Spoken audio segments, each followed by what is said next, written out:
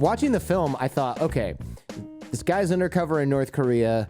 He's using like stuff that you would use to make a movie if I were to go to a local shop and buy the stuff. And I'm thinking, man, you could, if they pat you down, you are totally screwed. Like you've got this battery pack strapped to your back. You got this like elastic strap around you that they're going to feel that holds the batteries and the microphones. You got a wire going up your shirt. I mean, that must have made you nervous. I didn't brought that to North Korea, actually. I only did that when I was around outside North Korea because I was quite aware of if they find that kind of stuff on me, things could be quite dangerous. But I actually got a 4K camera with me. And I thought it was a bit, too much to bring in North Korea the second time, where we did all the gun and weapon steals and stuff. But when I came to the airport, they opened my bags, of course. And then I got problems, actually, because the man there was like, camera and a microphone and computer and hard drives. And I was like, well, I'm a friend of your country and, try to blah, blah, blah. But he insisted to speak with a high-ranking officer. But then Mr. Kang came to me and he said, what's the problem? And I said, well, the camera and stuff. And he was, well, Ulrich, do you have your medal on and your badge? I said, yes, of course. Show it to him. And I just opened my jacket. And the man was just like bowing for me. Sorry, welcome to North Korea again, Mr. Larsen.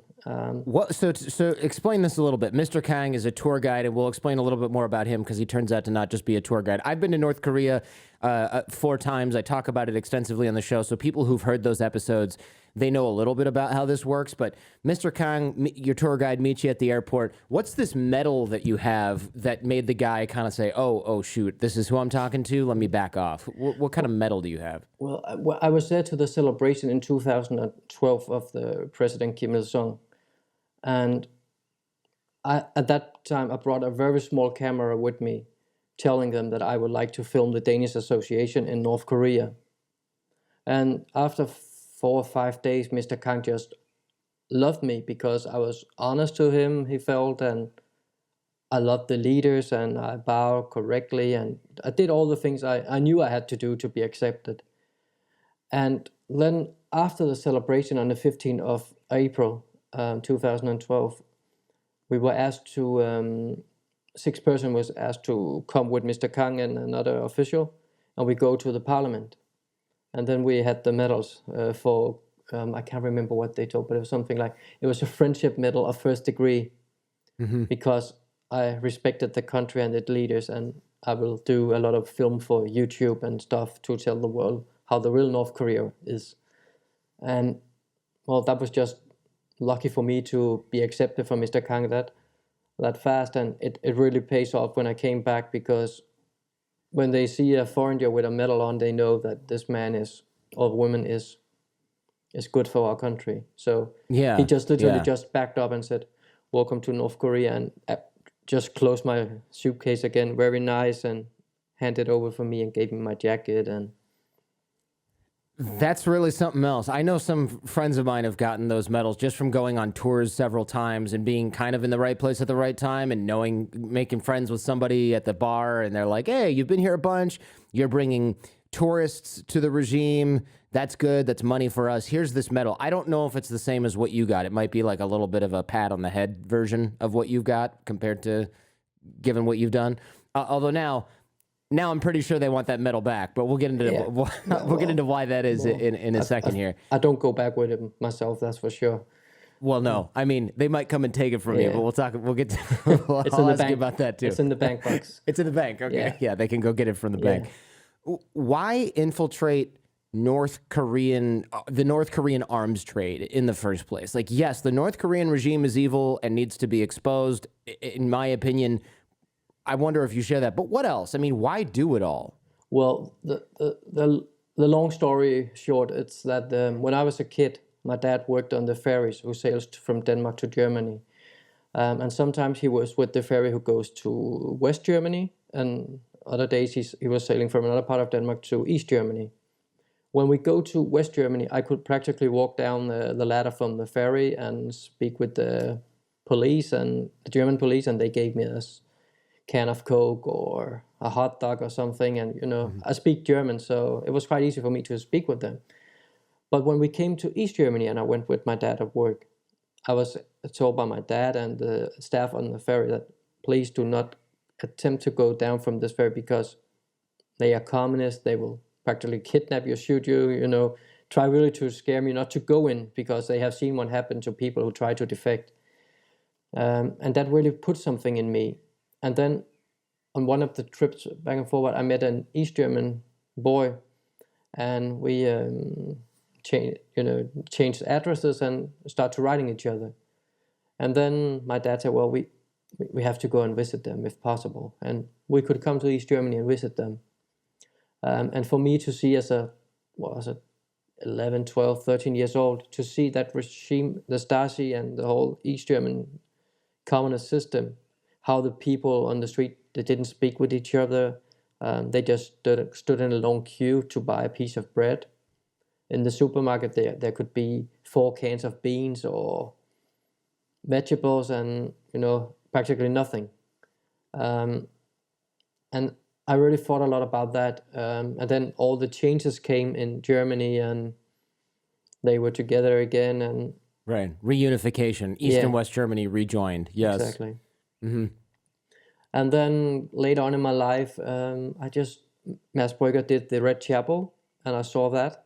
And it just get me back to my childhood, about a country that was separated because of a war.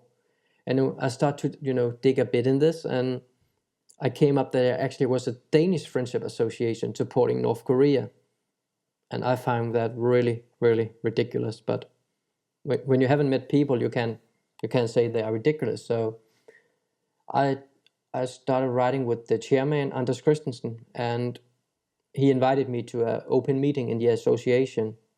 And at the same time, I wrote an email to Mads Brügger that...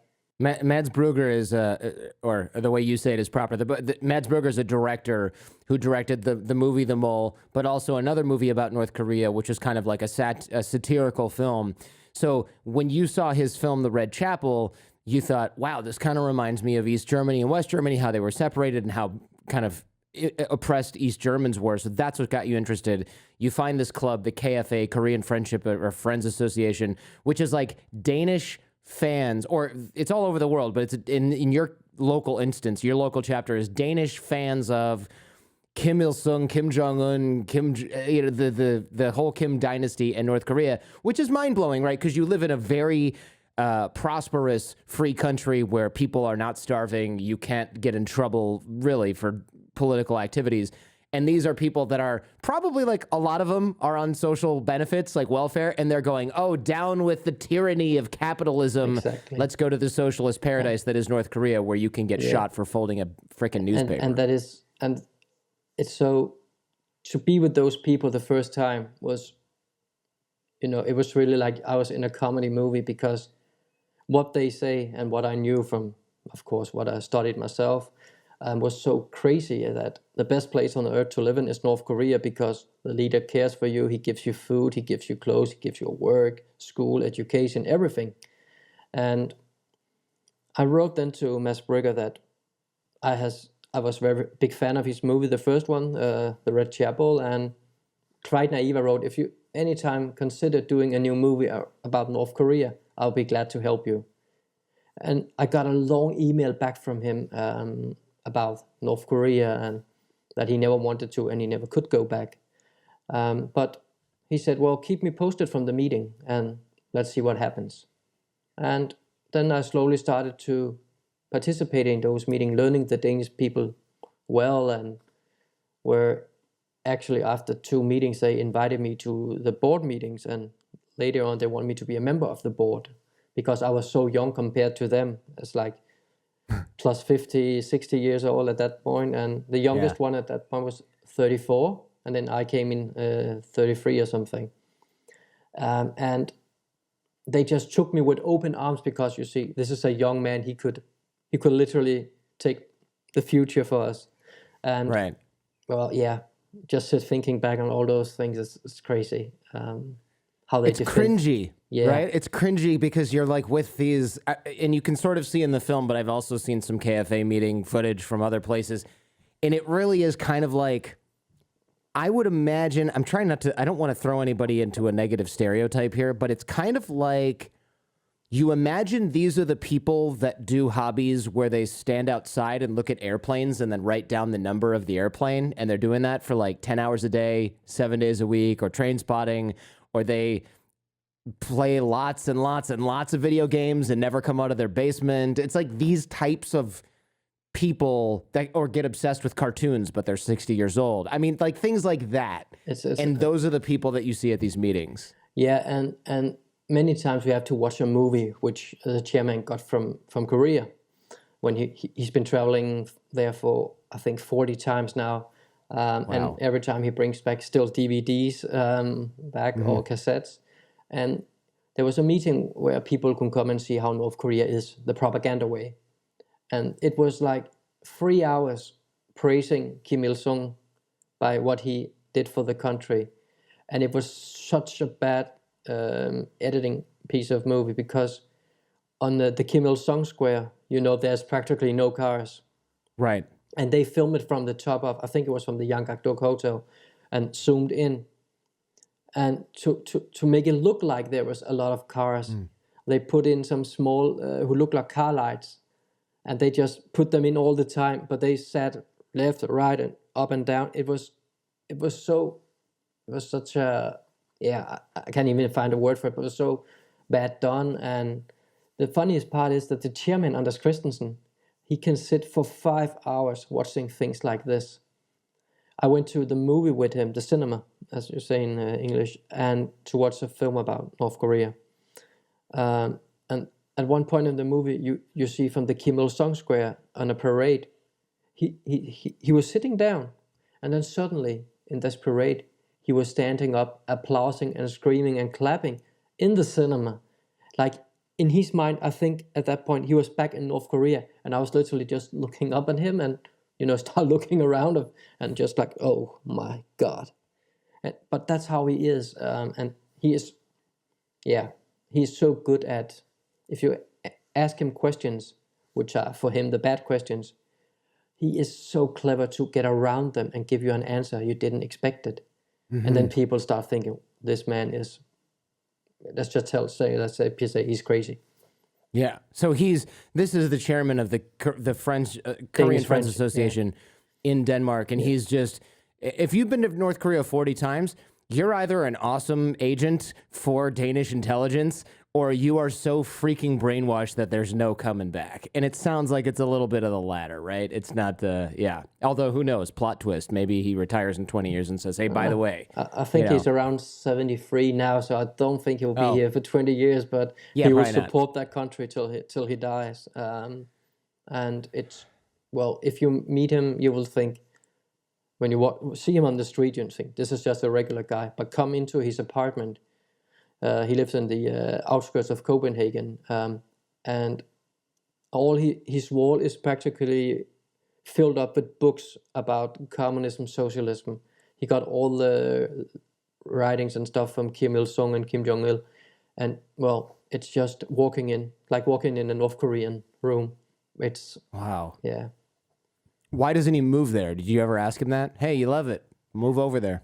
Yeah, that's a funny part, because in 2012, when we were there to the celebration, they said to him, Mr. Christensen, I know you retire next year from your work.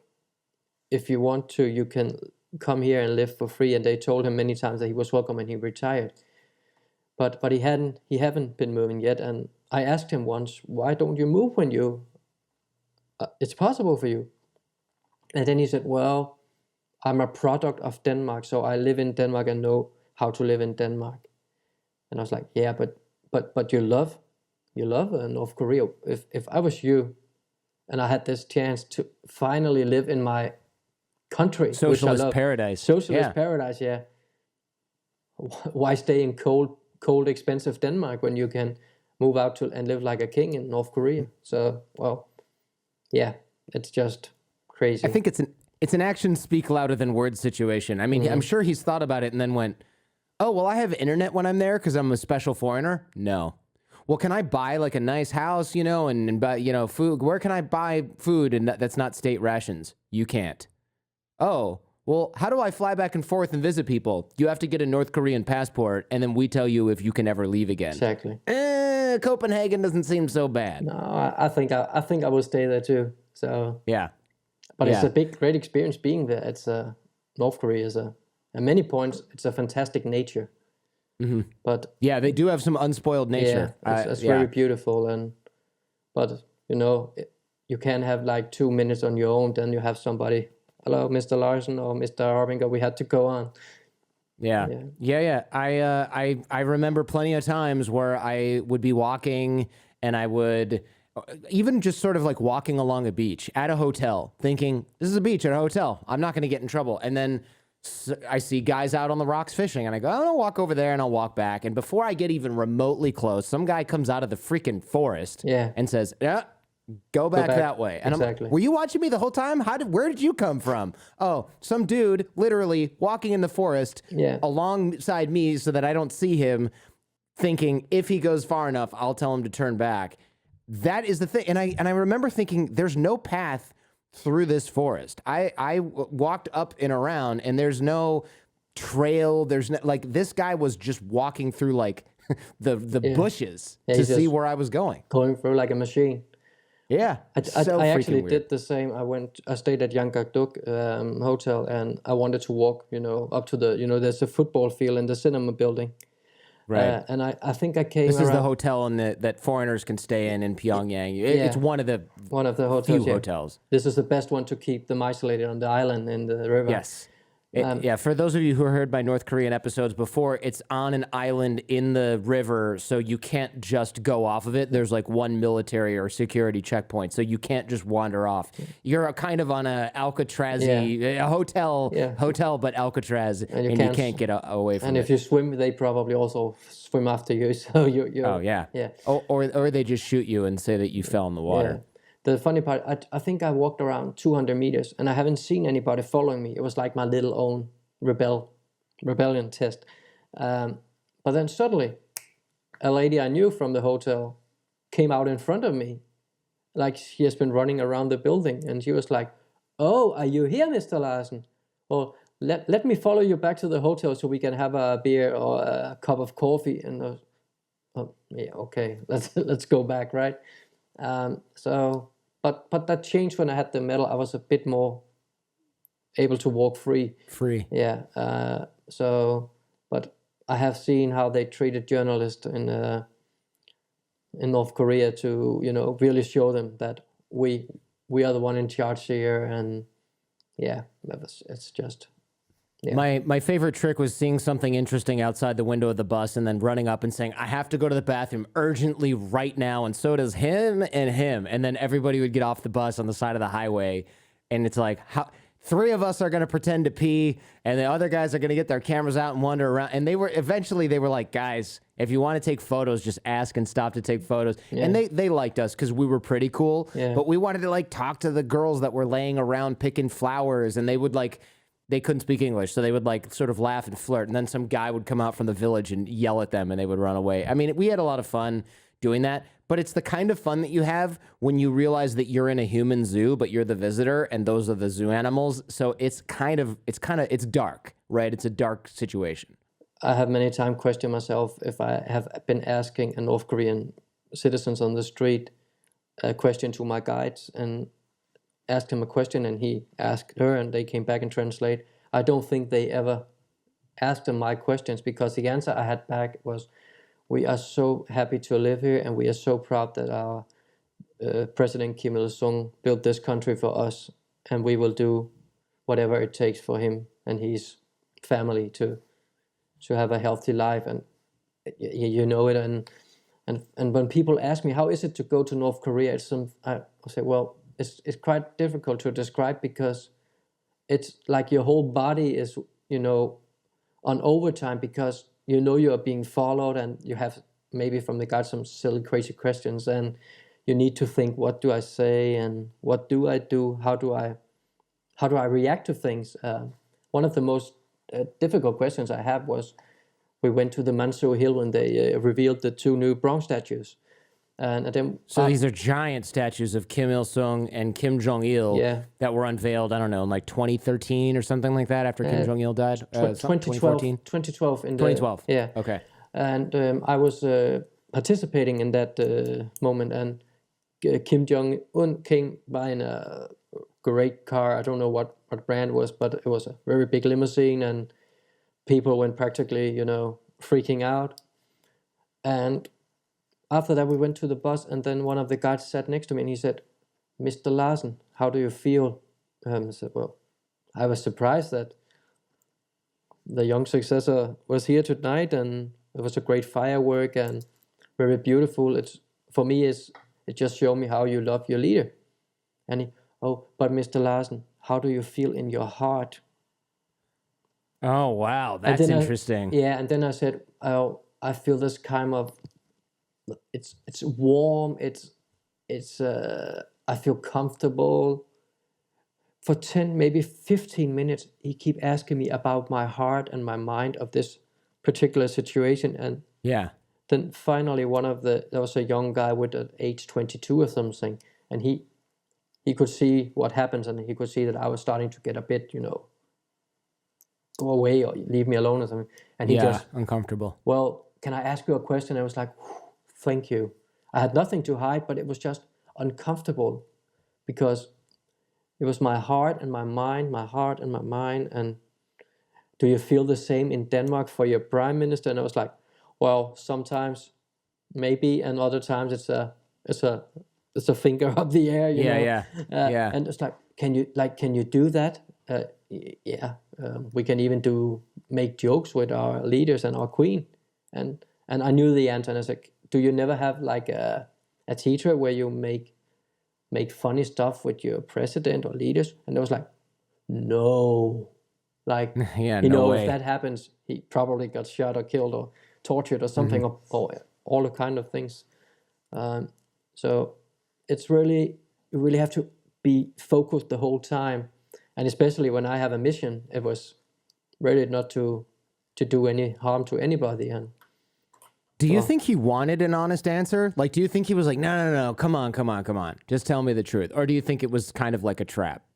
I think it was like a trap to find out if I really was in this association and care for the country, and maybe not even be a journalist or a CIA agent, because one of the things they have told me many times is that we are very careful because the CIA would love to be in our country, to place microphones or chips to put in buses to see where things are. So they are really suspicious to everybody they don't know.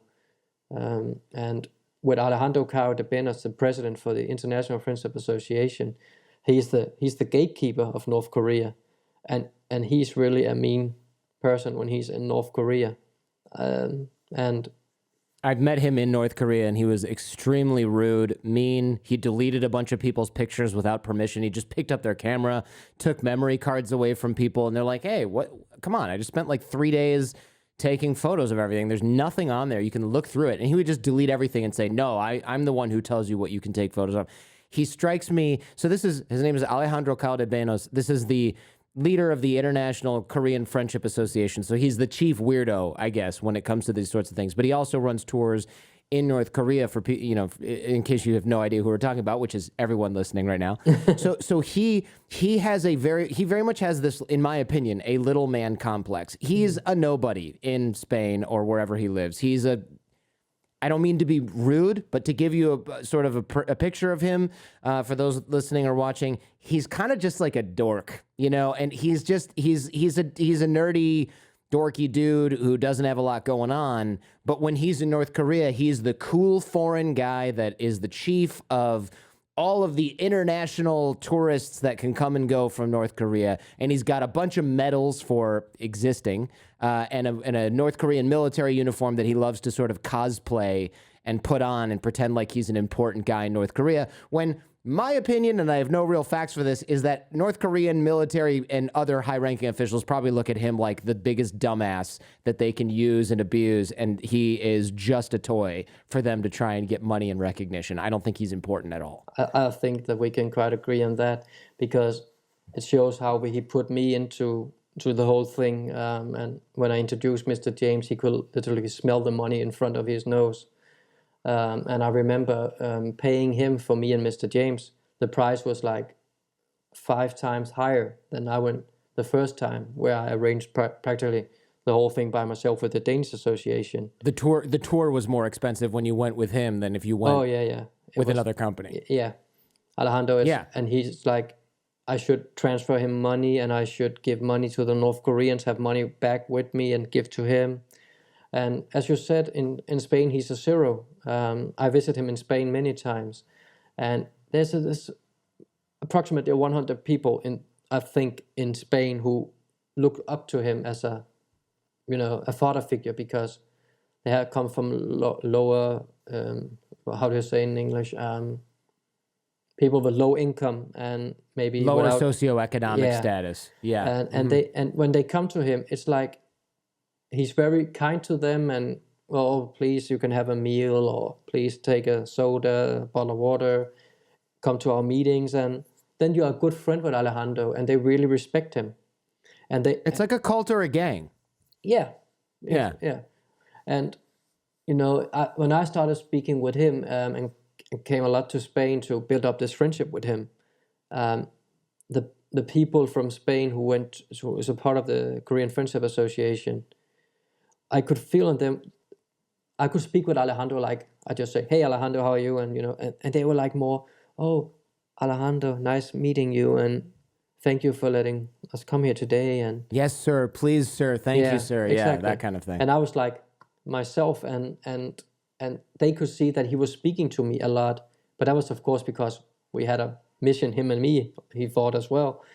But to sit with him in the embassy in Madrid, and then suddenly one of the staff from the embassy. Is this the North Korean embassy North in Korean Madrid? embassy in Madrid. Yeah. And then suddenly an official from the embassy take me in my shoulder and said, "Mr. Larsen, you have to come with me." And one went to Alejandro and said, "Alejandro, you have to come with me. The ambassador have to speak with you." And when they did that, Alejandro was like, oh, he was really pushing his chest forward, and like when he walked, big arms and looking around people. And I just walked with him, and we came in a locked door. When we came out from the room again, all the people attending in the meeting, they were just like staring at us like we were rock stars or something, because Alejandro has a friend who can go with him into the ambassador and speak, and he comes to Spain many times. He had invited Alejandro to Norway, and it's like Alejandro is in Spain. I don't know if you can say is a comic figure. Yeah, he's like a comic figure. In other words, nobody takes him seriously. He's not an interesting or powerful or authoritative guy in Spain. But he's dangerous in North Korea. Very dangerous. Mm-hmm. We went to the secret camp in 2012, and in the delegation from Denmark were one people from Finland attending, because Finland could not do their own delegation. They like delegation from this and this. So He was invited to go with us. And he went out to the toilet in a building, and it was just, a hole in the ground. And he took a picture. And one of the Spanish friends of Alejandro saw that. And he was just, running to Alejandro and said, "Hey, this man is taking picture and he's an enemy and blah, blah, blah, blah." And Alejandro, like a soldier, or just literally confronted him and said, "Why are you taking this picture? And are you crazy?" And he said, hey, I come from Finland. 90% of our country is, forest. And we have houses in the forest. And we don't have water or electricity. And this toilet was practically the same as in my house in the forest in Finland. So I just wanted to take it home to show that they had the same And he had pictures on his camera from good Finland. thinking, because Alejandro's thinking you're trying to make North Korea look bad, and this guy's Exactly. like, no, I'm just trying to show the similarities between North Korea and Finland. Yeah. And it took like, I guess, an hour to discuss with him. And at that point, I didn't know Alejandro very well, so I just literally kept myself away. But to see this, it was like lighting up a rocket for New Year's Eve. He exploded, Alejandro. And I knew he could do that because I have been seeing this film, The Friends of Kim, where he goes into, I think it's an Australian journalist, and literally smashes cameras and hard drives and tapes, everything, all his notes, even the North Korean stance. We don't do like this. This is Alejandro. We don't do like this. We're North Koreans. We are polite people. So that just shows when he comes there, and he's been telling me the same thing. Ulrich, when we are in North Korea, we have to be strong and brutal because the North Koreans are too polite to their visitors. But you know sarcasm, I know sarcasm. So we need to be aware of this. And if we see anything, we have to confront them so they can get punished. And I was like, and that's scary. Yeah. That's scary.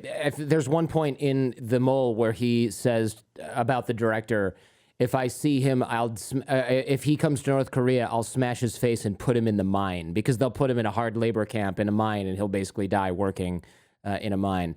And we had a defector from North Korea who's a kid, my friend Charles Rue. He's not a kid anymore. He's 25, 26. But he worked in a mine because he escaped North Korea, got caught by China, and put back. And they put him in the mine. And he said it was pretty horrible, but he was homeless before. So he ended up taking a paid job in the mine. And he was like 14, drinking and smoking and working in a mine. And he said he wasn't the only kid in there. It's scary. And it's terrifying. I literally think if Alejandro really succeed with things like that, he will just be proud of himself because he removed an enemy of North Korea. But it's stupid to born and raised in Spain and call yourself a North Korean. It's so different from each other. It's unhinged. Yeah. It's unhinged and makes no sense. Now, I would ask why you, but and I mean no offense by this, by the way, you and I are getting along great, but I have to say you are the perfect mole because you're a retired chef, and if I had to describe you for a police sketch, I don't think I could do it. I would say they'd show me the police sketch and they'd show me the face of the bald guy with no hair, and I'd say, yeah, that's him. And they'd say, no, we haven't added any features yet. We have to add features. And I'd say, no, you don't. You got him already. Eyes, nose, mouth, no hair. Yeah. That's it. That's a perfect... Yes, That's like perfect. you are the you're the blank slate of the guy that they paint before. They say, all right, how do I add the distinguishing features? There are none. So, but again, I don't mean any offense by that. I just think it was great because nobody, if you look at somebody like Mr. James, and we'll introduce him in a second because I'm trying to be easy on the new characters. He's this tall, gregarious guy with a beard, and he's got tattoos, and he's loud, and he's like kind of a wild man, and you could describe that guy and people would go, I bet that's who they're talking about. But it's really easy for you to blend in these kinds of situations. And I think that worked out well in your favor. I was actually quite surprised when The Mole came out because one of the former Norwegian chief of the Norwegian intelligence service, he described me as a gray mouse, the one who comes in the room and walk out again. And you say, was he here? And so, yeah, he was here.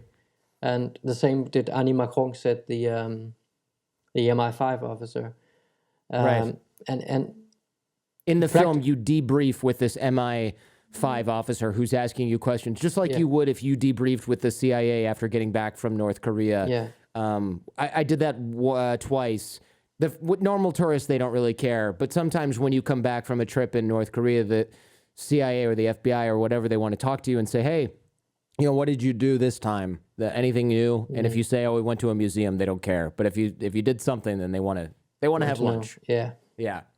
If they're like, I'm ready to take a lunch with them, I think I could tell them a lot. Yeah. When you come to the United States, I'll set up a lunch. That's great. Yeah. I also found out that I was really good to networking with people without people actually know I was networking with them. just to get the information from the people around. And I think that kind of coolness, or not even coolness, but that calm person as I am, was just the perfect match for this project. Yeah.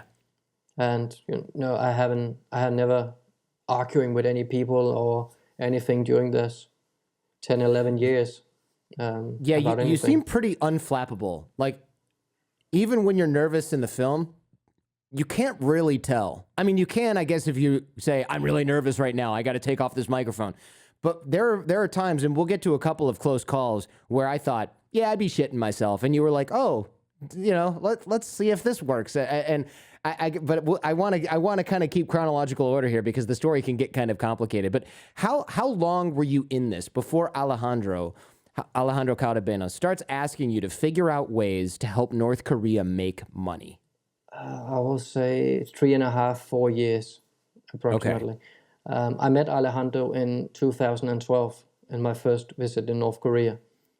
And then we had a small chat to a banquet dinner. And he said, when you come back to Denmark, send me an email and let's, just stay in contact.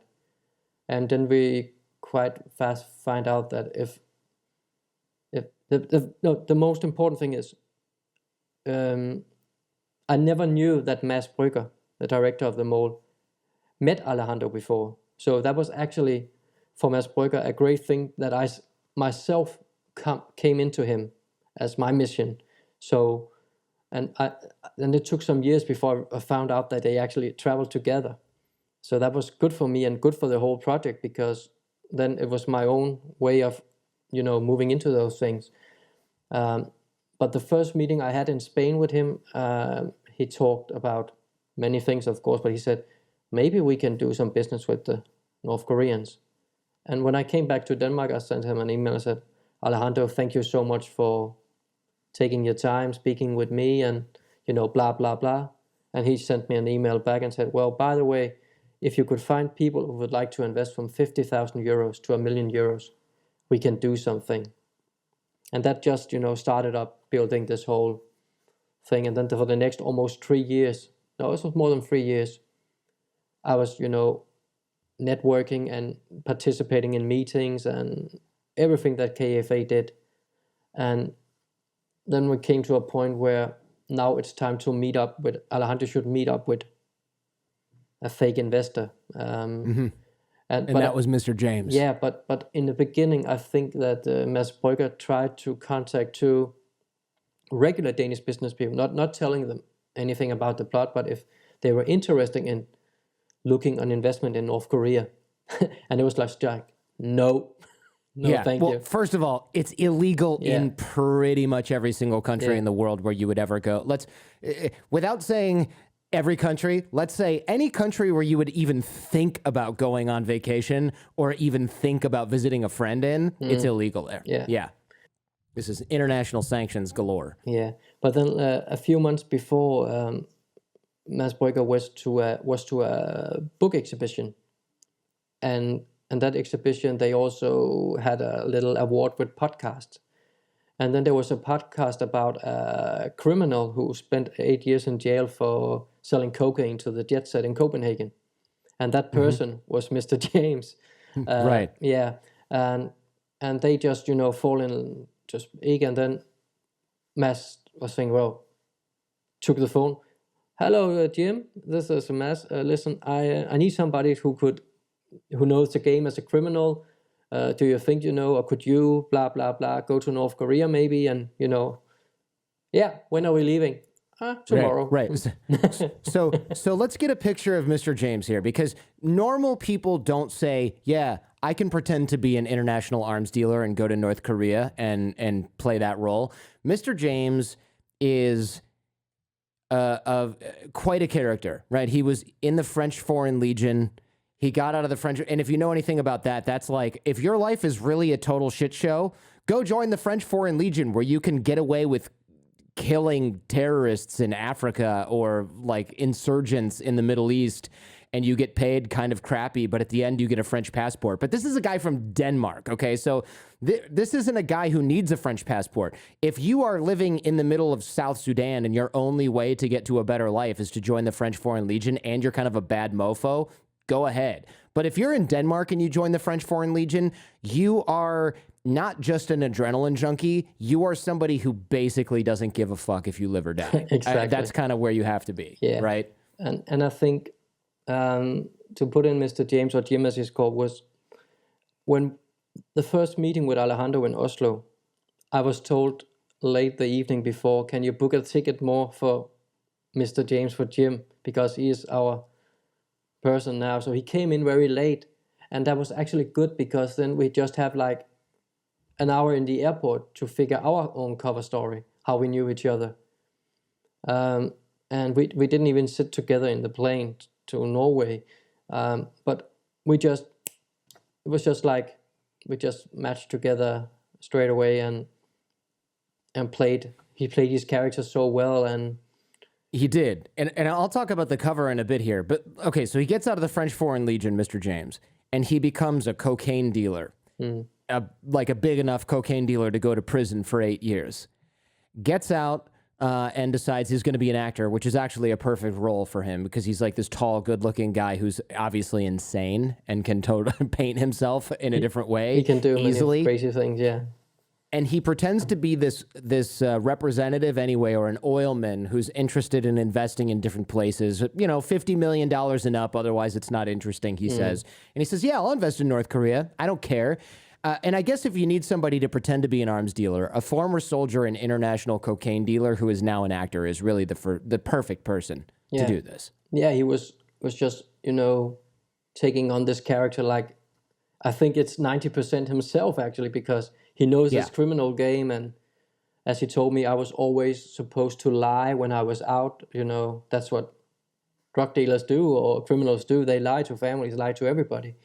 And I think that was the strength for him, because even though that the North Koreans tried to, push him a bit with questions, it was like, oh, I can do this, I do this, and I do this, or, well, just give me 10 million more. He was just like acting like money is not an issue. And I was like, wow, he's really into this. And then it just started to build. I was the quiet, clever one, and he was like the elephant in the glass house, big arms around. And actually, the funny thing is, he was brilliant having in North Korea, and today he's become one of my best friends, of course. But we are so different from each other, and I think that's just what makes us a good couple. And I remember Mr. Kang told me, the jokes Mr. James of putting up could be, pervert jokes and funny jokes, and but that was also great for me and him, because North Korea, you really need something to laugh about. But he translated some of the jokes, and then Mr. Kang was forced to translate them to Korean, and he said, I don't think that they are not so good, those jokes, Ulrich, can you please tell Mr. James? And say, yeah, sure. And I came into my room and I was like, no, I won't tell Mr. James, because he needs to be Mr. James.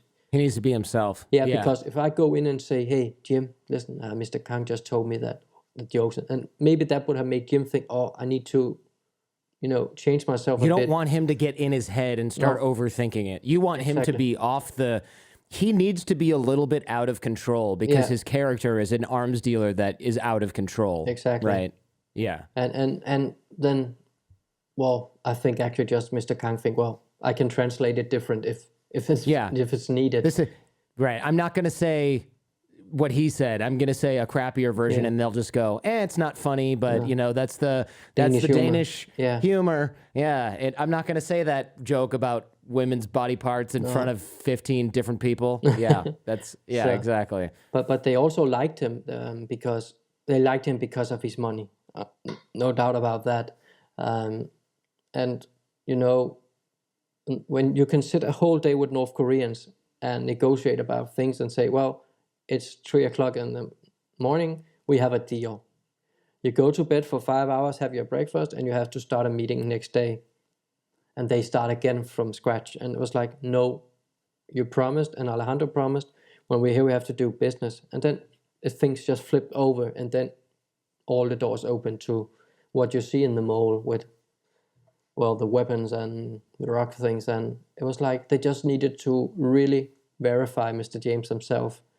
Which is funny because they didn't really verify anything. They spent a lot of time with him, but they didn't even Google the company. Like, I know that Mr. James disappeared after the film, but I gotta say, I looked for him online and I didn't even have to call in any heavy duty resources. I found him fairly easily. But I think if Alejandro or somebody Googled him before the mole, they will have internet pages of him being this cocaine jet set pusher. Yeah. It was a big case in Denmark and in all the newspapers. And that could verify him as a criminal. So I think if Alejandro, and I think he did because, he checks out people. And I think that was enough. And for him, also when I verify for Mr. James as he's my friend and he represents this company and they like to do risky business and stuff. And of course, Alejandro said to me many times, well, $10,000 is nothing for Mr. James, so he can give to you and me. So we need butter on our bread, as we say in Denmark, or had to pay our bills. And Alejandro was really expecting this to happen. And also because Mr. James said, I heard you like Breitling watches. When this is over, go out and find a Breitling watch and send to Ulrich so he can see what kind it is. And I will find one when we are through all this. And I practically just came home from that meeting. I had an email for Alejandro with what kind of Breitling watch he wanted and everything, and the price and size. And it was like, he just, took it hook, line, and sinker is what we say. He just hook, line, and sinker. I think the people he has been sending to North Korea has been cheating a lot by him. He just literally cheat people. Yeah, by overcharging them and keeping their money. A funny story is in, I can't remember what year, it's so many years, but we went to Tarragona, his native city, and we have to host a meeting where the ambassador from Madrid will attend as well. And this room, he said, it's around 300 euros. And I have this collection box, so if people would like to donate, it will be very helpful for the association. And, people said, well, 300 euros. And for me as a Danish citizen, that's cheap. For the Spanish people, it's like, wow, it's like a rent or something. And people donated. I donated myself. Then I have to speak with Alejandro. So I walked with him after the meeting up to the cashier to pay. When I look at the papers, it was like 79 or 89 euros. So he marks everything up and pockets the cash. I think he really, really do that to many people. Because at the point we have to buy some drawings and stuff, and he wanted money for them first. He said it was 1,000 euros, and the week after, don't forget the 1,500 euros. He pushed the limit all the time. But I don't know what his income is. Actually, I don't think he has a job. I think he has been living on sending people to North Korea. Benefit from that. Which, look, you can make money as a tour operator, but if you're marking things up 300% and pocketing the rest and saying that that's the cost, then that's, you're borderline con man. But that's the least of our concerns, right? Because Alejandro soon offers with Mr. James, to make missiles, tanks, weapons, and methamphetamine in the DPRK, so in North Korea, for Mr. James. That's pretty damn brazen to bust that out, right? This is like, he didn't say, we can make handicrafts, we can make water faucets that can be imported to China for sale. He says, look, let's make highly illegal stuff that's used to hurt and kill people, period. Yeah. Because that's valuable. Well, right, this is where he starts. Yeah, and for me, it was like a dream for me to, to show that was the kind of thing he liked to do. And I was so surprised when he opened his mouth about that, and I was thinking, wow, it's going to be some kind of a documentary. But then I think just... Because you're getting this on film and you're thinking, this is gold. Like, keep talking, Alejandro. Yeah, and I was like, well, what more can I achieve now? And then, we we need to have proof of the things, and going to North Korea and come back with that kind of things from North Korea, which were the most scariest room I ever been in when they showed us those catalogs of weapons and tanks and missiles. So let's talk about how that happened, right? So you're planning to go to North Korea, and they said you got to be able to hold your liquor because this is a country where you're drinking for fun, but you're also drinking for business, and you're drinking now. You're not just going on a tour to look at a parade. You're going to drink with arms dealers who are probably hanging out with intelligence agents because you're foreign. And they're going to be seeing, can we get these guys drunk and they make a mistake in their cover story? Or can we get them really drunk and really sick and then they're telling us something that they shouldn't be telling us? Maybe they don't even remember, or we can convince them of something. So now you're thinking like, oh my God, I better start drinking whiskey in my free time just to make sure I can handle it. Were you nervous at all going to North Korea? One, knowing you're in an undercover operation at this point, but also Otto Warmbier, that American student who was 20 and ended up either being framed or possibly stole a poster and ended up getting sentenced to 12 years of hard labor and ended up dying. Were you thinking about that at all?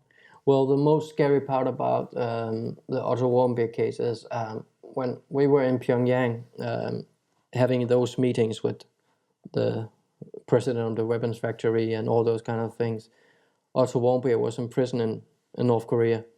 And when I look back now, I was been driving around the whole of Pyongyang, being treated like a king. And when I found out, and when the whole production found out about the story about Otto Warmbier, they said, listen, if we knew what happened to Otto, we wouldn't have sent you out to North Korea, because Otto was probably framed. He was framed. I'm quite convinced about that. But look what happens to him because of a poster. I just literally took the pants down on a whole regime, exposing their weapons program. And well, it saddens me to speak about Otto Warmbier because, yeah, it's just that you can treat people like he was treated as, yeah, I don't understand that. But I think he was used as a how do you say, a puzzle, a political pawn. Yeah. Right. Yeah, he was in the wrong place at the wrong time. Yeah. They probably did frame him, and then they put him in prison thinking, oh, the Americans are going to have to go easy on us while we do our nuclear testing if we're holding this kid here. Yeah. And then he died because probably, who knows, he could have been mistreated, he could have been given a drug, he ended up with brain damage and went into a coma and passed away. Yeah, well, I speak with the Warmbier family today. I've been speaking many times with them since the release of the mole, and Fred and Cindy are the most fantastic people. And whatever I can do to help them, they know that they should just call me, and I will do whatever it takes to help them. It's just people ask me a lot about Otto Warmbier. And they don't know that I speak with his parents. But when they find out what he was accused of and what I did, is they just think that I must be the most craziest person on earth, going out there and practically take up a camera filming weapon contracts being signed. Yeah, like they put him in a prison hard labor camp at age 20 or 19 or however old he was for taking a poster, and this is the charge they cooked up. Imagine what would happen to you if you exposed their international weapons program. This would be the worst and most unimaginable forms of torture, I think, that are possible technologically to inflict on somebody. I mean, this is stuff that I imagine you have nightmares about that. Well, when we came back home from North Korea, we really started rethinking security, and we were quite agreed on that we are not going back to North Korea to do the rest of this documentary.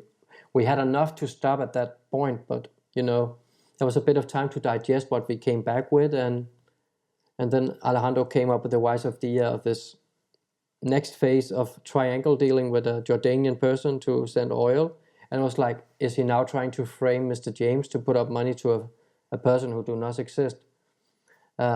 But I did a check on Mr. Dasuki, and in the end I asked Alejandro for a phone number for him because, we I didn't trust Alejandro at all. So, but in the other end, there was a Mr. Dasuki who was pleased to speak with me, and it was just like, well, let's see what this can take. And from that point on, we really put up the security. Yeah, so Mr. Dasuki is a Jordanian, I guess you'd say, businessman, but he's also connected to some dark circles, and he wanted to smuggle fuel. And I want to get that story in a little bit, but before, I want to sort of take it back and say, like, look, okay, you're prepping for your trip to North Korea, you were worried about going, eventually you stopped, but before you went to North Korea, you took a crash course with a retired CIA agent. So describe what this course was like. This is a guy who wouldn't be filmed, you know, wore a balaclava mask on camera, and he was teaching you things like gun disarms, which frankly are not going to be super useful if you're in a place with nowhere to go. No. You're better off just frog marching with the guns. Yeah. Well, I was so lucky to meet up with Max. As I know his real identity, of course, and I have a lot of respect for him.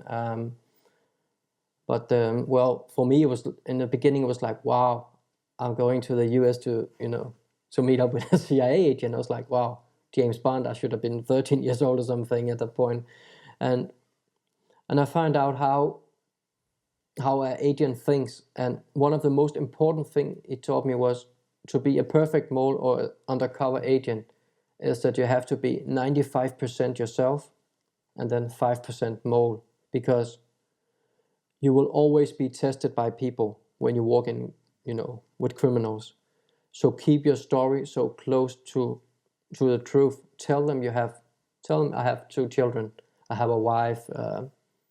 I live in the suburb of Copenhagen. My phone number, my emails, give it to them, because all those kind of things is normal things that people will ask for. And, just be yourself and trust yourself. And the last 5% is the one who observe and maybe ask those silly questions as a normal person never would ask people about. And then I play myself a bit naive, not stupid, but like, wow, can you please explain that again, because I really need to think that through my head. And with people like Alejandro, who likes to brag and I'm the man, and you say, oh yeah, now listen, we do like this and this and this, and everything was recorded. So it was just like, to be yourself, but as he told me, it's easy to see if you get followed. And especially if people threat you with a gun, they have the power of you. But if you give action to that, then action is always better than reaction, which means he's pointing at you or she is pointing at you with a gun and you are in close distance.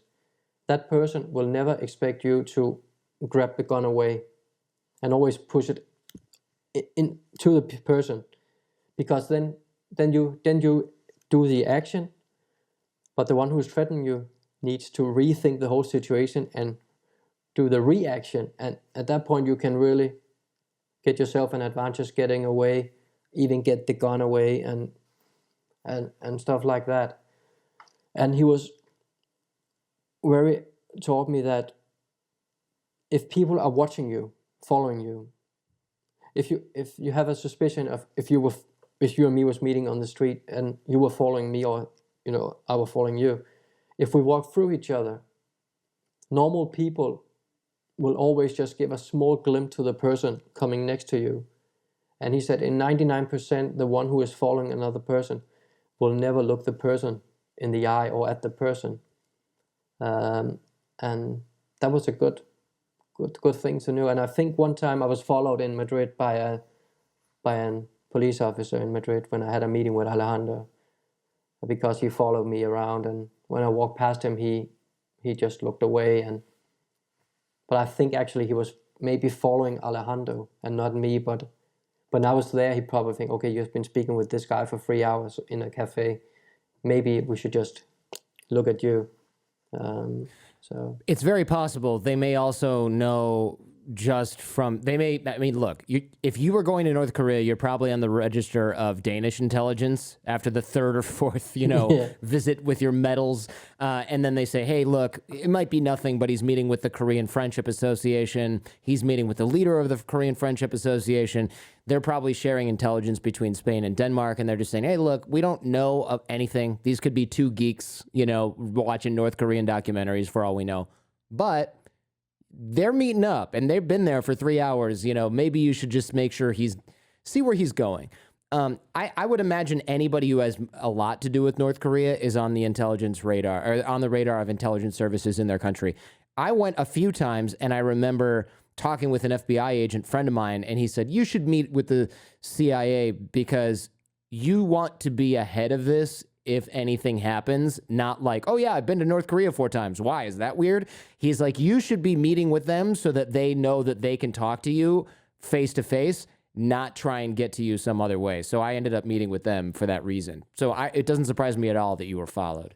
Well, actually, the first time I spoke with an intelligence service in those 11 years, that was after the release of the mole in Denmark. They came to my house, security-wise, to check out if I had the right doors and windows and alarms, video surveillance and stuff, and to tell me how they see the the threat against me, and The threat against you from North Korean agents. Yeah, or for people supporting North Korea. So when I go out today to actually from September I will go out as a speaker, have a tour in Denmark. And I know everybody knows what town I'm going to, but they don't know the venue. The people who bought tickets will have the venue 3 hours before in advance on their mobile phone or email, and I will be followed around by a security agent with me from stage to backstage, and just to care for my safety. And hopefully I'm coming to the US to speak as well. So I look forward to it. And I have some people have been asking me already if I go outside of Denmark, and of course I would like to go to the US to tell my story, because I had a lot of emails and messages on Twitter and Instagram about my story, and they also asked me when will it be broadcasted in the US. But I don't know when, but I think maybe the broadcasters, the TV stations, are a bit afraid of what happened with the interview movie and the Sony network that they... right, with the hack where they were going to release the movie, and instead Sony got a major attack from North Korean cyber security agents. Yeah, and they leaked emails, they destroyed intellectual property. Yeah, that was a big problem. Yeah, but also I think that it could maybe be seen as, from a political perspective, that this movie, if it will be broadcasted in the US, could change the whole relationship with the US and North Korea. I don't know, because it literally just exposed the North Koreans. But I hope it will be out in the autumn in the US. Actually, it will be in the autumn. It will be shown in Japan for approximately in the cinemas, around 25 cinemas all over Japan. So that's a great thing, and they have a story. They have a story with North Korea as well. They do.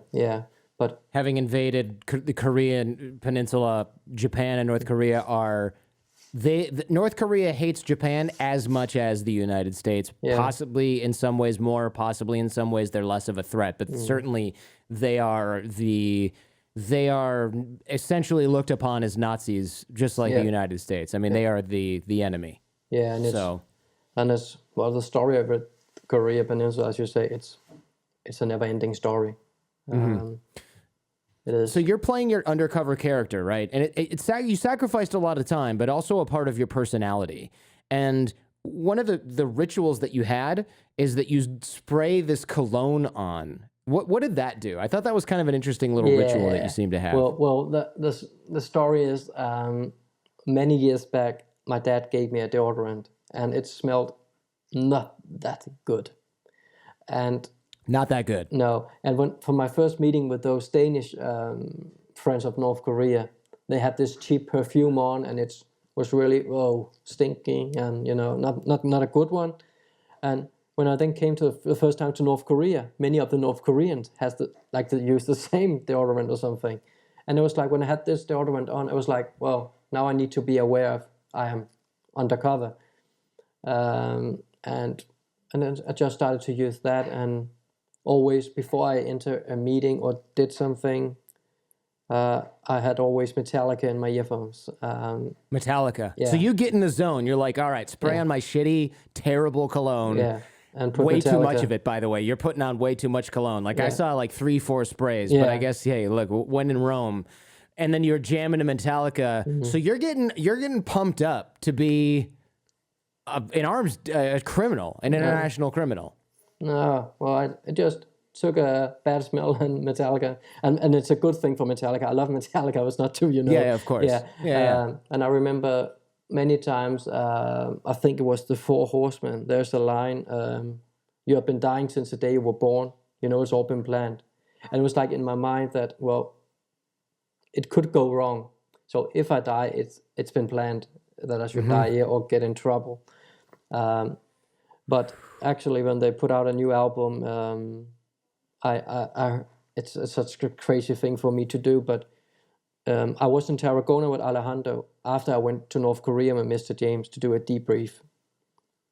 And in a point in the meeting, Alejandro, he wanted to show me so I could tell Mr. James that he took security really seriously. So he bought this bug detector. Is it called in English? Yeah, like a bug detector. Yeah. So Alejandro has this device that can detect.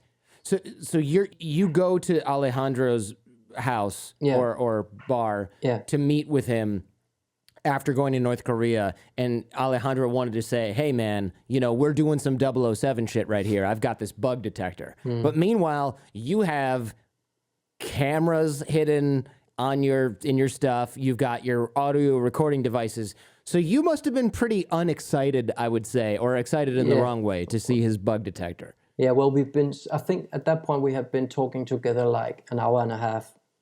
And I had a computer bag with a camera and a microphone. No, 2 microphones and 1 camera. And I had a camera on myself and 1 or 2 microphones as well. And he just suddenly stands up and says, hey, I got to show you something. And he just walked around me, and I just looked over my shoulder and see. And the minute he came out, I could see this frequency thing on the screen going up and down. I was like, okay, this is it. And I was like, just relax for a few seconds.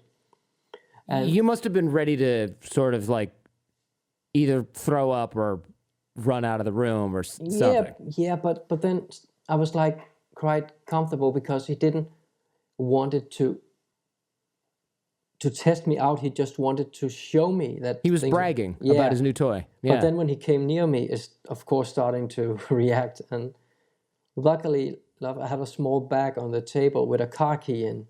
It was like an electric car key who could send signals to the car and start the car from a mile away or something. But if you look at the recordings, I put in my arms like I do here, because then he couldn't, get directly. You put your arm across your body so he couldn't get close to the microphone. Yeah. He was blocked by it, and you're holding out your car key. Try it on this. Yeah. That was good thinking, man. I got to hand it to you. And he just bought it. And when he sat down and we just talked like 20 minutes more or something, and I said to him, well, it's a good thing, but we need to buy a bigger one, a better one. I told him, because we talked about he couldn't buy one for $2,000 or something, I don't remember. And this was the cheap one. I said, we need the good one so we can test out for the next time, and please do it every time before we come. Yeah. And then that was good thinking. Hey, please make sure we're in a secure environment as you walk out with your 2 microphones and your camera. Yeah, this is insane. But when I came out, I put my earphones in and connected to my phone. And I had to walk 300 meters down to the car. And I just turned on Metallica, hardwired to self-destruct, and just like walk. And then when I came in the car, I called I had a camera specialist with me who has put up the things. And I arrange with him when I'm finished. I call you and I pick you up at that spot. And I drove down and he came in and I said, well, listen, he just took this fucking machine. Sorry. He just took this No, that's out. okay. Yeah. And he said, He took out the bug detector and gave me a bug sweep. Like, what am I going to do? And he was like, what? And he didn't find it? So no. And I think I was driving like 10 minutes and there was a road on your right and I just put the car in. And when I pulled stopped, over. and then I start to, be sweaty and, the thing starts to work up and I just need to have up the microphone and the camera of my body and a new shirt on. And I was like, whoa, close call. Close call. But then 18 hours later, I went home. I came to Copenhagen again. And I go to an amusement park with my family. Tivoli in Copenhagen, the big amusement park in the center. I went in there having ice cream and hot dogs and roller coaster rides with my children. And 18 hours before, could practically been in a really big mess. But I think when I was away from the things, I could digest the things and be ready to next part. And every time, if I wanted to stop, it was just the handbrake up and stop. The production would have stopped. But of course, I get interested because at that point I was aware of this is something that is important to show to the world also, how North Korea still undergoes the sanctions and stuff and how they could deal with people. Because as I said to many people, I was Ulrich, the one who loved North Korea, and I brought Mr. James who wanted to spend a lot of money buying weapons and selling and stuff. But out in the real world, there's also a Ulrich who loves North Korea, and Mr. James is also existing. So we need to stop those things. Right. So you're saying I might be a fake Korean Friends Association facilitator of arms deals, and Mr. James might be a fake arms dealer, but somewhere out there's a real arms dealer and a real KFA stooge who's going to facilitate end running North Korean sanctions or sanctions on North Korea and make sure, and you're saying we did this to show how easy this was because there are people out there who are selling fuel illegally to North Korea, who are possibly and probably getting weapons out of North Korea and selling them into war zones. And that's kind of what I want to discuss here because, you took your trip to North Korea and you're meeting with these arms dealers. Tell me about the first time. You're going into this basement restaurant, which is probably not exactly what you had hoped your trip would have started like. When we had a few days where we had a lot of talking, and I said, well, listen, Mr. James are here because Alejandro said that he could buy or look at those things and meet the right people. And then it flipped over by night, and they said, well, we're going to meet tomorrow in a special place. And, well, it was not Showcase City of Pyongyang. It was out in the slum. But down in this basement was a beautiful restaurant and girls ready for karaoke things. But, when we walked in, it was a bit dark and cloudy on the walls. And I was really, really starting to fear that this could be the end of this story. Yeah. So you're walking into like the basement of a building and you're thinking to meet arms dealers in North Korea. Yeah. You probably weren't thinking, hey, they're going to bust out the karaoke. We're going to have some great food. I assume you thought you were going to take a bullet in the back of your head at some point. Yeah, because the door I was met with was, it was black in leather and it was so thick. And I was like, and we're going down, and people outside the street was really looking scary at me and James because we were Western people. And then the North Korean went, go down here, and went behind us. And I was like, okay, in a second I'm going to hear this from a gun and then it's over. And I was like, the door opened, I was looking, wow. And karaoke was ready, and please sit down. In a minute, the president of our weapons factory and arms factory will join you, and a special businessman from Malaysia who came to Pyongyang to meet up with us. And I actually think he was an intelligence officer, but never mind. But he's from Malaysia? Was he North Korean? He was North Korean, but living in Malaysia. Ah, okay. Yeah, that was what they told us. And he was speaking very, very good English. they start questioning Mr. James. And then at one point they ask him about the company name. And we have never thought in our minds that we could get that far. And he just said, Targa. And I was Targa. like, yeah, T-A-G-A. So you never thought, hey, we should have a company ready to go. No. Like they might ask us about this shit. Because we Epic literally fail. Yeah, we literally Well, didn't almost. expect it to go that far.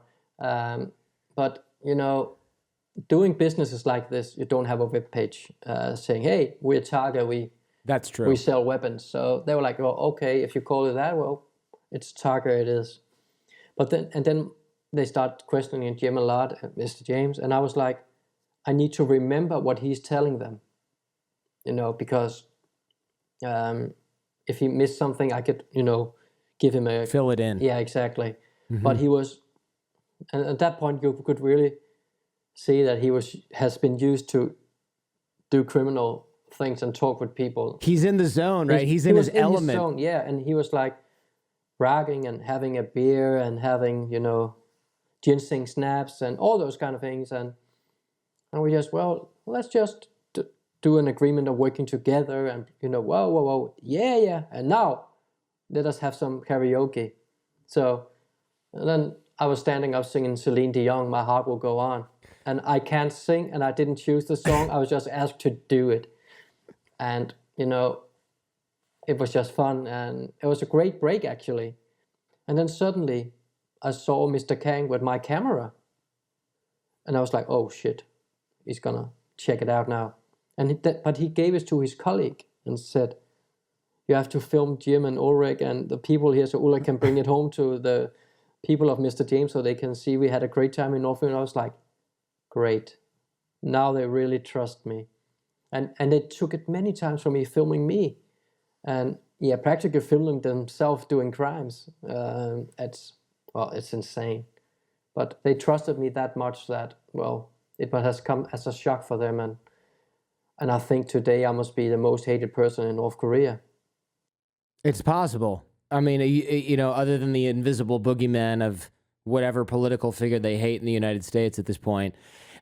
So what did you discuss? Because this isn't just, hey, we want to buy some guns. I mean, they had what looks to be a color printout menu of missiles, tanks, anti-tank weapons, bullets, rifles. They came prepared to show you the goods. Mm-hmm.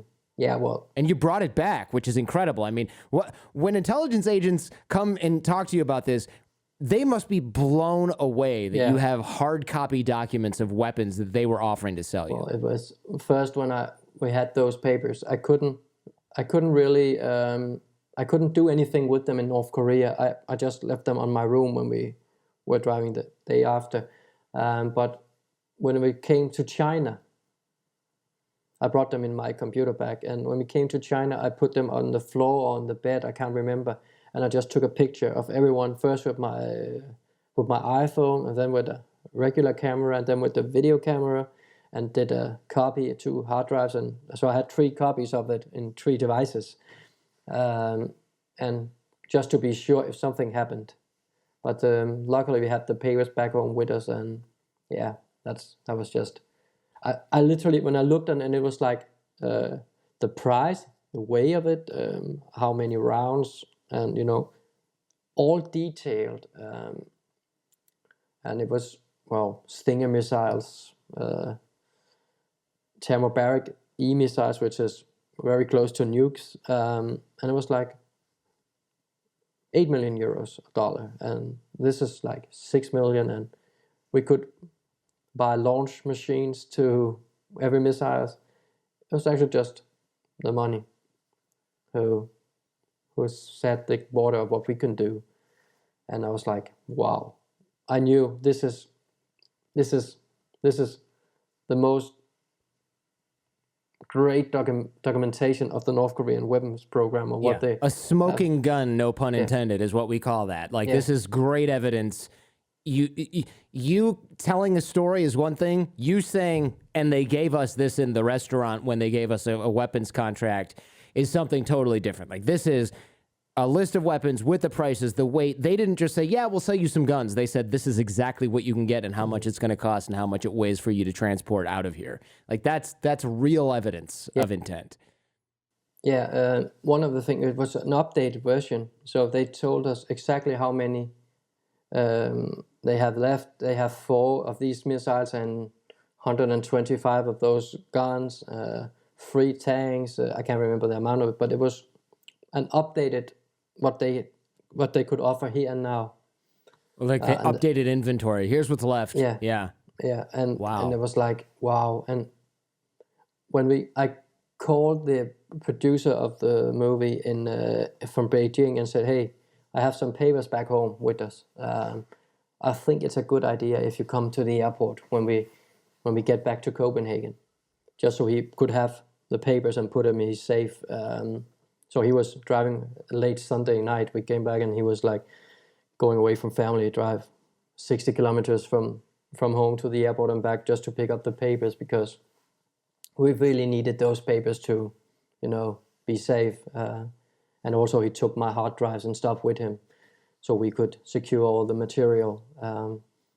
And when I spoke with the director, Mads Brygger, he was like, wow, this is really, this has never been done before. And we thought this can't be more crazy than this. We can't do anything more. Right. Until, but then, yeah. But then things get even more crazy, right? Yeah. And then Alejandro came up with this. Actually, in the beginning, I thought it was a fake person he invented to have money. But he told us that he has contact to a Jordanian businessman who was named Mr. Hisham Al-Dasuki, and he could provide us fuel. And if we could buy the fuel from Mr. Dasuki, he will ship it to North Korea without being caught. And then the fuel will give us weapons or things to do weapons. Right, so this is a triangle deal. So you would pay money to Jordan, which is legal, the country of Jordan, and he would ship fuel illegally to North Korea without getting caught, which would give you guys like store credit with the North Korean arms company, which would then ship weapons to some other country. Yeah, well, the plan was to open a factory in Uganda, in an island. And they would send know-how and people over to build the whole thing in Uganda. The plan was to buy an island in the Victoria Lake in Uganda. And the North Korean did perfect architecture drawings of this factory, how we can build it. And actually we could have a airstrip there so we can fly things in and out, paying the Ugandan people money to, keep your mouth shut. And fly it out in the world, and I was like, this can't be happening. But do we trust that Mr. Dasuki is the right guy, or does he exist? And I just took my phone, asking for a phone number, and yes, it was him, and he was like a perfect criminal. Actually, he looks like a real movie criminal or something, and going to Jordan, meeting up with him was like, meeting Alejandro number 2, but in Jordan. Everything was possible. And he actually wanted me to be his area manager in Europe for his company, he said. He was, big plans and stuff. This is wild, right? So they want you to build a factory in Uganda on an island that's literally underground, right, with a secret airstrip that you can come and go undetected. The factory would build weapons and apparently also methamphetamine, why not, for sale on the international market. So you're using North Korean workers and scientists buying an island in Lake Victoria to hide the air traffic. The factory is literally underground. But the problem is, here's the thing. Right. There are thousands of people, or at least hundreds, living on the island. And the North Korean agents were like, oh, don't worry, we do this elsewhere in Asia and Africa, which, by the way, like intelligence officers take note of that statement, that they claim to anyway have secret factories elsewhere in Asia and Africa that manufacture weapons and methamphetamine. And I would imagine How did you feel at this point, right? Because you/they are telling the people that live there, we're going to build a hospital on the island for you. But the real plan is that the government comes in with the police or the military and kicks all of these people out of their homes so that you can build a missile factory and a meth factory on their island. Well, that was actually one of the worst moments for me in the whole in the whole project, because coming out to this island where people literally don't have anything. They live from fish from the lake, and they have a few cows, and well, yeah, they don't have anything. And to stand with them and have one of their own people telling them that these two people here are here because they want to give you a hospital, so you need to cooperate with them, and we have to pray to God that this will be a great hospital and, you know, great future. And then maybe three months later, when Mr. James had transferred the money, which he never did, of course, they would just kick them out. They will have 4 to 8 weeks to find a new place to live. It will be impossible for them because they don't have anything. They have a small church which were literally just stone and a few windows, and you were sitting on the ground. It was, yeah, I was literally just wanted to throw those real estate brokers into the sea, hoping that they got caught by a crocodile or fish or whatever, just to eat them up, because it was so cruel. And they were just like, let's pray together the whole time. And they were with the children like, oh, you will have a hospital here, so when you play football, you can come there with your foot. And the children was like, wow, you know. And it was, yeah, it was literally evil. a hell. Yeah. It's evil. Yeah. It was a hell in my head, that trip, because every time I saw those real estate brokers, it sounds maybe wrong, but I literally just want to kill them. Because yeah, no, it's not that wrong. So cruel. These are evil people that are willing to destroy the lives of thousands of people so that they can make a commission off of the money. And not just destroy those lives of the people there, but they're building a factory that's going to distribute weapons and drugs that will kill thousands, tens of thousands more people, and they just want to make money. I mean, these are the worst kind of humans. This wasn't, of course, so somehow this wasn't even the end of the saga. Things get even more intense, right? The North Korean agents reach out, and now they want to ship arms to Syria. They want to ship possibly chemical weapons and maybe even nuclear weapons to the Syrian regime in the middle of their civil war. And it's really telling, because during the documentary in the mall, the North Korean agents mention, hey, since ISIS is now gone, we're running low on customers. Which, like, when I heard that, I just thought, do you hear yourself? I mean, even when you're North Korean, you got to look at ISIS and go, no, these guys are a little fucked up. No, thank you. Yeah. But it was, when I heard that, I was not in the car when he said that. It was Mr. James, and he told me about it. Also, it was like, no, it's, you know, we need to stop this soon, because next phase is to give them money. And then suddenly Mr. James disappeared. And because the next step for us was to transfer money, both for the oil and to the island, and maybe also some cash up front. But the North Korean wanted to meet up with us again and send people to Copenhagen to sign an updated contract. So we rented a suite in the Hotel d'Angleterre, which is the most beautiful hotel in Copenhagen, in whole Denmark. It's a really great place. And they came 2 men, and they were there because they were trying to find tourists in Europe to do agreement with tourist bureaus to travel to North Korea. But he was also coming just to sign a weapons contract with us, and it was professionally done. And then Mr. James said, well, I need to order like 10,000 AK-47s and some rounds. And I said, and he was just taking notes in Korean on the paper, and we'll bring that back.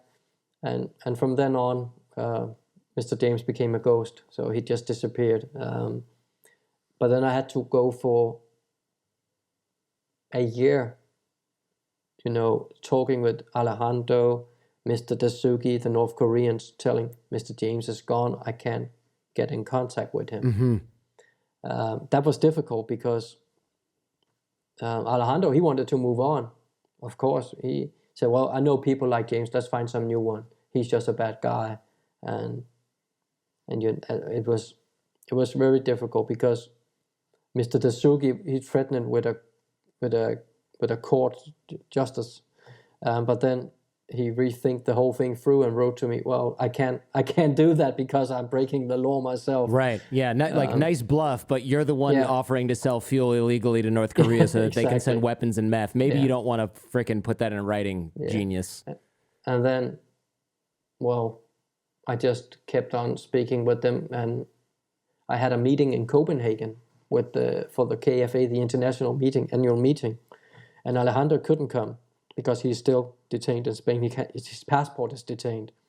So the Spanish government has revoked Alejandro's passport, so he can no longer travel. No, they actually did that back in 2016. He hasn't left Spain since. Not that I know of. I don't know if he has it now, but I don't think so.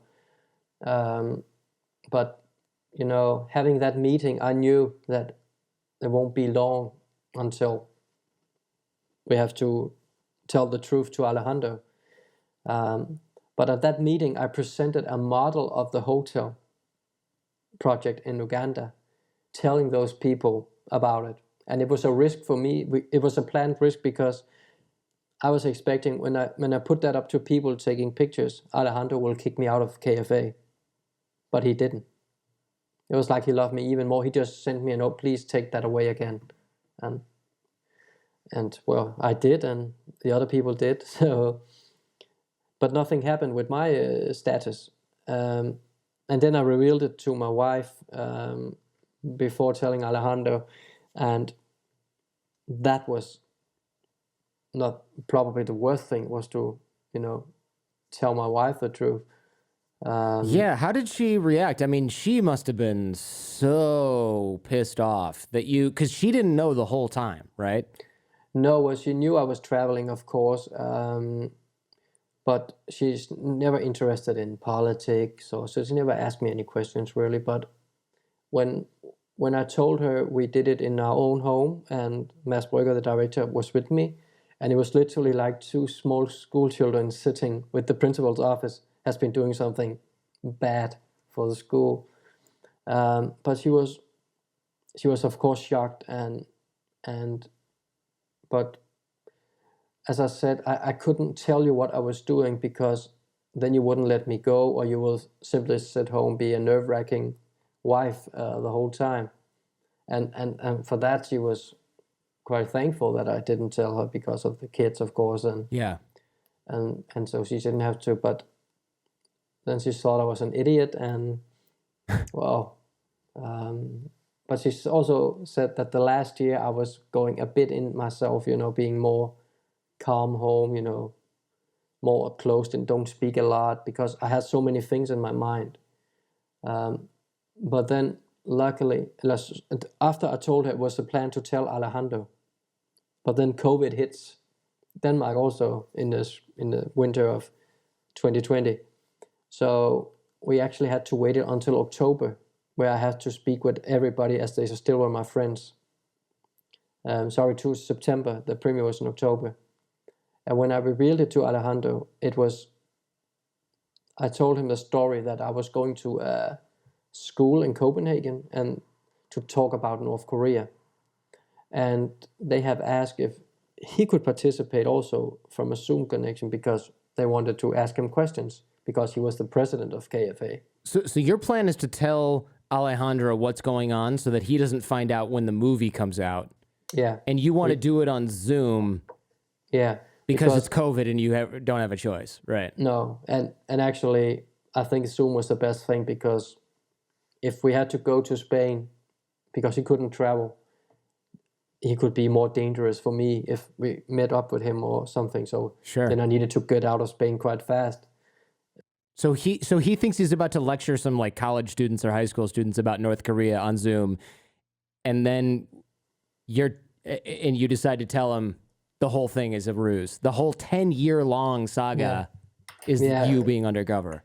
Yeah, well, I didn't sleep all night. I was just, my wife told me several times, go back to bed or lay down or leave your phone or, because I was so nervous. And the whole setup, we had to, test the cameras, everything. And it was in a suite at the Marriott Hotel in Copenhagen with a fantastic view and everything. So I could, relax a bit, lay down on the sofa. And then I said, well, Alejandro, on a text message, 5 minutes and the link will come to you. You can join. And then I said, well, I will sit behind the scene to begin with, just to say hello to you and we can go in. And yeah, fine. And he just came on the screen and I was like, hi, Alejandro, as you see in the mode. I said, I have something to tell you. And when I tell him, it's like he don't believe me or he is, really surprised. And then Mads Brügger, which he has a story with, who did the first documentary. So the director, Alejandro, recognizes him because Mads Brügger traveled to North Korea with Alejandro, made that documentary that kind of got Alejandro in a little bit of trouble, and certainly was not a fan. The North Koreans were not a fan of the satirical movie that he made. So that's like his enemy, right? Yeah, his biggest enemy. He's been talking about him many times for me, that if I ever meet him in Denmark, I should, smash his face, or as we talked about earlier, he should be thrown in the mine to work or something. And I don't think the first 5 seconds when Mads Brügger goes into the screen with me, he don't know who it is. But then he starts to speak with him, and I think it takes around 20 seconds. It's just lifting his hand like this, and the pictures freeze. 10 maybe 20 minutes later, my name was deleted on every pages from KFA and the Danish Friendship Association. And the funny part is, an hour later, my phone keeps ringing. And it's the embassy in Stockholm calling me. The North Korean embassy in Stockholm. Stockholm. Wow. Okay. And this is right after you came out from under your cover. So what are you thinking at that point when your phone is ringing? It's the North Korean embassy in Stockholm. Well, I just ignored it, of course. And then the next day I got a new phone number, and everything. And then the funny part is when the Mole has its premiere, the North Koreans tells the media first. They don't know who I am, never heard of me. A few hours later, they made a new statement that I came to the embassy with the papers to them. But you can see on the film that they handed all the papers over for me, the drawings of the factory and stuff. And the last thing, the next day, it was all just a big lie. So first they don't know me, then they knew me, and then it all was just a big lie from us. But of course they were under pressure from the North Korean regime in Pyongyang, of course. And the Danish and Swedish foreign minister went out to,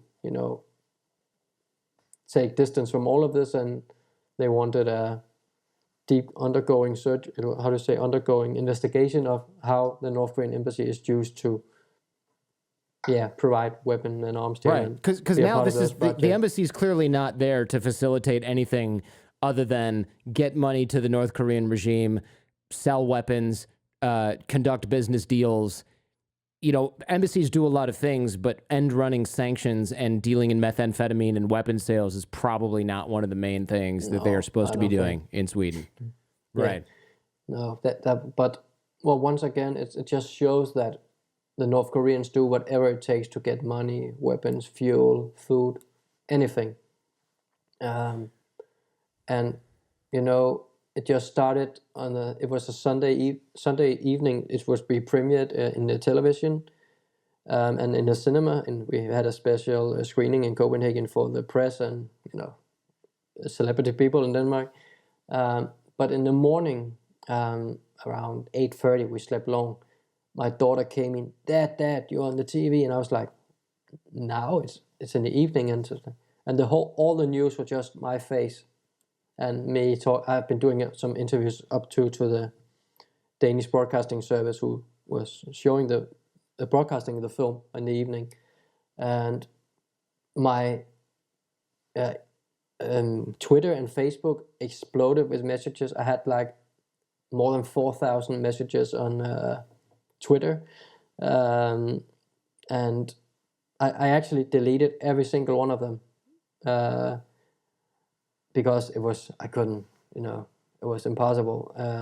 And now it's still new people are following me on Twitter and Instagram because it's be broadcasted in several countries around the world all the time. And well, it's just, I have a few hate messages, of course, and they are located around Spain, funny enough. And a few from the US actually as well. There's some hardcore, diehard North Korean supporters in America. Huh. Yeah. I guess it's a large country. There's all kinds of weirdos. You'd think this would be a place where they'd know better.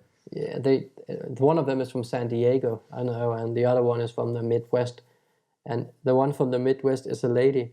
She wrote me, I've been talking with her online for years, in messages and groups with North Korea. And she's always been very polite to me and, great comrades, as we like to call ourselves.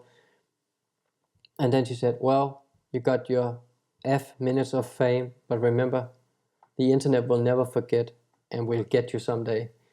And another one was like, well, you're the biggest clown on earth. And then he wrote, I got more money than you. And I was like, what? What has the money to weird flex. Yeah, what has the money to do with this? I did it for free. I haven't got even $1 to doing this project. So for me, it's got nothing to do with the money. But, they just react in anger. And also, weird of a hardcore socialist supporter of North Korea to be talking about how much money he has. It's not very socialist of him. No, exactly. And so I don't know. I think even some of those people supporting North Korea don't know the difference between a socialist and a capitalist. Yeah, I think these are just sort of contrarians that are having a bad life. Yeah, and they go, exactly. I'm going to vote for the underdog. They don't really understand or even have the emotional intelligence to be able to understand what they're supporting. Actually, there was one message which I thought a bit about. It was, now it was my fault that the sanction will be even harder to North Korea and the people will starve even more. And I was like, well, maybe, but still, they will always have food from World Health Organizations and stuff like that. They won't change that, but all the other things will probably be changed. And the worst is, before the mole premiere in the TV and in the cinema, I got an email and it was from United Nations, and I was like, what? It was after I revealed it to Alejandro, in between there and the premiere. And then I was thinking, somebody is making a joke with me. And then they attached a picture of me standing at that annual meeting with this model of the hotel in North Korea. And actually, I'm in the report from September of United Nations UN panel of North Korea. There's a picture of me in the report facilitating this factory in Uganda, in African countries, and they just caught my eyes. But that picture was probably online for 3-4 hours, but that was enough for United Nations to somehow snap that picture. But when I look back now, it's strange that I haven't been contacted by any intelligence services at all. It's very strange. It's very strange. Even though I went to the US as well, and yeah, but on the other hand, maybe they knew what I was doing. They have hacked emails, I don't know, and just followed off the side and said, okay, if this gets dangerous, we just get him out or something like that. I don't know, but I wouldn't count on that. I mean, maybe they do have access to some of your stuff, sure, but they still don't know who you recognize and what people's names are. I mean, that's what they have me doing, like, hey, do you recognize this person? Oh, yeah, she's the daughter of this person. Okay, they already know that, but they're just making sure, and they want to see, does she give a different name when she's dealing with foreigners? Does she give a different name when she's dealing with tourists? They wouldn't know that because they have to talk to you about that. So I'm not so sure why that hasn't happened yet. It's also very possible that after podcasts and media and things like this, there's a lot of intelligence agents and special forces and United Nations staff that listen to and watch the Jordan Harbinger show. So it's possible that this is something they'll go, hey, you guys are on this, right? Yeah, maybe we'll have a chat with them. I mean, that wouldn't surprise me at all.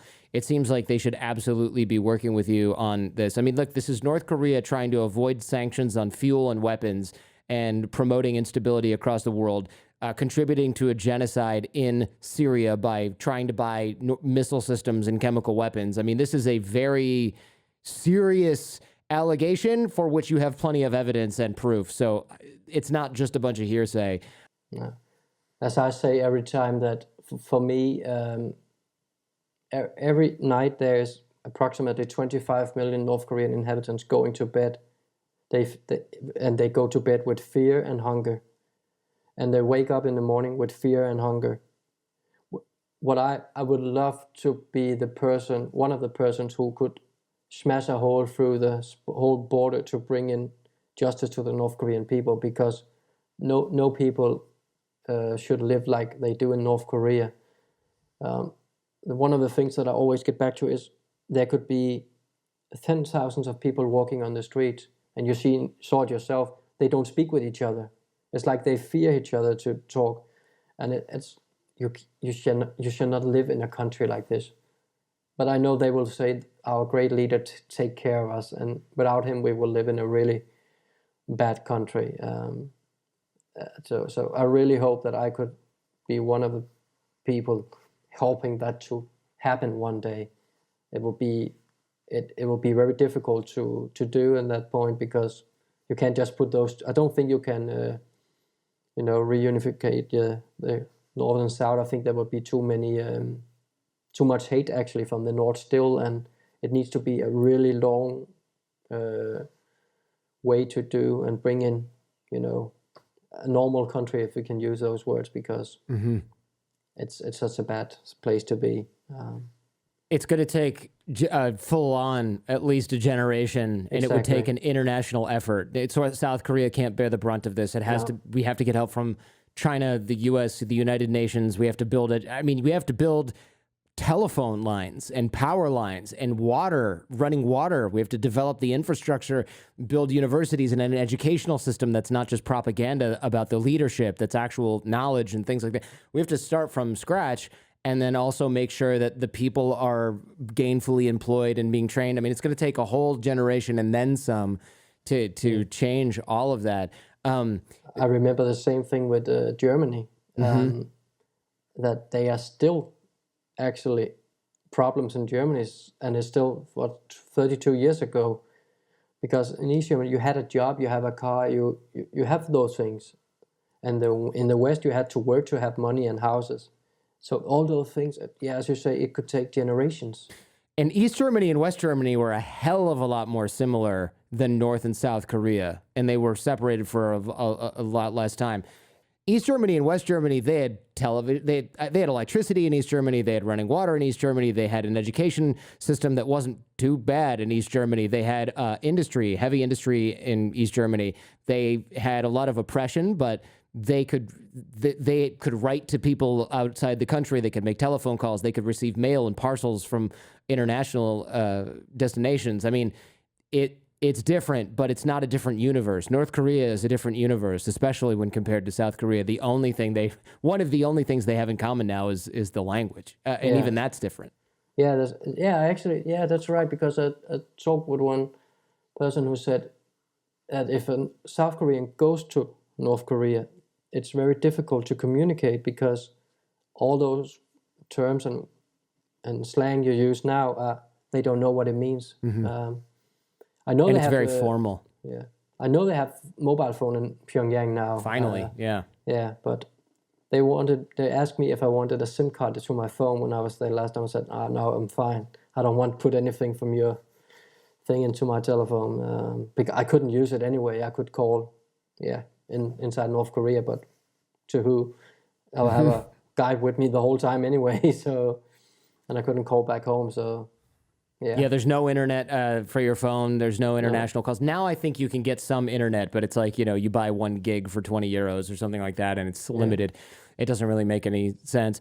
How do you go from a decade undercover, multiple identities, I guess, you're still yourself, but not really, jet setting with arms dealers or fake arms dealers, well, fake and real arms dealers. How do you go back to your normal life after that? Well, it's not so normal anymore because I get recognized on the street. I can't go out shopping without people watching. Denmark is a small country.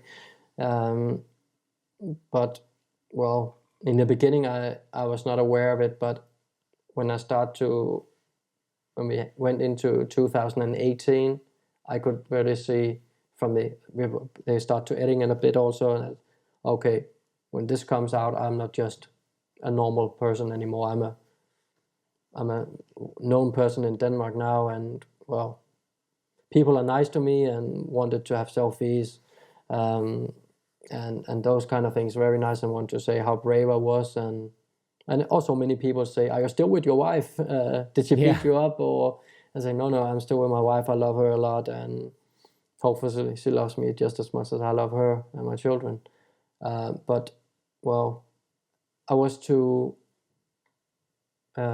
My favorite soccer team, actually last week won the Danish championship for the first time in 16 years. And I was invited as a famous person in Denmark to speak on the line during the match and before the match about my relationship to the club. And I came all the way into the pitch when they had the trophy and stuff. So that's the kind of benefit I had. And then here, as I said earlier, I have to go out for a national tour in Denmark to tell my story. And hopefully I will go to Norway right after, and I'm planning to go to the US as well to tell my story. Would love to see that. Are you worried that the North Korean agents might come after you? I mean, they've assassinated their enemies abroad before for existing and not even doing anything against the regime, all right? Kim Jong-un had his brother murdered at an airport in Malaysia, and that guy he had no plans to go back to North Korea. He wasn't interested in going back to North Korea. He had nothing to do with North Korea anymore. And they went and killed him with sarin gas, with a chemical agent in an airport, in a public place. I mean, that kind of has to keep you up at night, I would imagine. Well, when the mole premiered, we went to a safe house, me and my family. And then, meanwhile, we had security doors and camera surveillance and all those kind of things. And when I go out in public, when people know I'm coming, I'm gonna have my bodyguard with me. And of course, the North Korean doesn't have a story, as I know, to go for foreign people outside North Korea. But of course, this is a bit different than what other people did. It was the first time for everything, Ulrich, right? Yeah, exactly. And that's why I have this, agreement with my family, and that if we're out in a shopping center or, just out for a walk or out for a dinner, if people goes to me and talk with me or, getting angry with me, they should just walk away and do what they have to do, maybe call the police, and then I will try to handle myself. But of course, if I go out, I will always have to tell the Danish intelligence that will be in this place, and then they will make a decision if they have to be there or not. But still now in Denmark, I have only been talking with people who were really fascinated about my story. And well, I'm sure I could have beers for the rest of my life, getting drunk each day for people offering me a free beer for what I did. Well, yeah, I just can't wait to get out and tell my story and all the things who was not in the mole. There's so many side stories and my what I was thinking in those situations and how I reacted when I came home, the jokes we did around, and well, it was just I went out 2 times to speak to people, and then COVID in Denmark was completely shut it down. But the people attending were just, sitting with their open mouth and I could just speak for hours. So you have to say, hey, the time is up now. Yeah. I could speak if I wanted to, and I said, well, okay, if you want ask me questions, I just did. And I think we spent 3.5 hours, and I was supposed to do 2 hours because I took time to the people, and I think it's an important story to tell because this regime has to stop better yesterday than tomorrow, because as I said, people are not supposed to live in evilness like this. And our time is up as well. I do wonder if there's any one thing that wasn't in the documentary where you said, look, this is just crazy and you have to hear this. Do we have time for one more anecdote? Yeah, there's so many. But yeah, it's a funny story. In Pyongyang, when I was there with Mr. James, was in January, and it was minus, I don't know what is in Fahrenheit, but it was minus 21 degrees Celsius. Really cold, yeah. Either really way. Cold, yeah. And the Lake Taedong River was frozen, and out on the ice were people banging holes in the ice and set fishing. Right. And Mr. James asked the first day, why are they sitting there? And we knew, of course, they were trying to find fish or something. And Mr. Kang said, well, they are just having a meeting. Okay, okay.